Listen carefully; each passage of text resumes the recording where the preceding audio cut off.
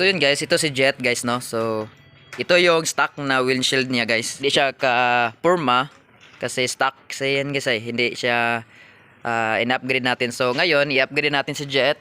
I hope makasya to. Ito na yung ilagay sa kanya para ganda tignan. Then ganyan talaga siya purma guys. Yan.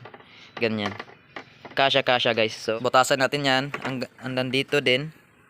Dito din. Hindi ko alam kung paano to kabit ng windshield natin kay Jet. Tayo sa shop natin, doon sa Dao Market, kung saan tayo ikakabit natin sila. Kasi sila yung malaman kung paano to. So guys, let's go tayo sa shop sa Dao Market and then kabitan natin yung windshield natin. So let's go. So yun guys, nandito na tayo sa Nuts Part motor part na guys na. So sa Dao, kung sinong gustong pumunta dito para mag-ayos ng kanilang mga motor, so visit lang dito sa kilid sa may Taxas, then sa ICM, then sa may harap ng Dao Market guys, no. So makita nyo ang Nuts Motor Parts. Yan guys. So ito na si Jet.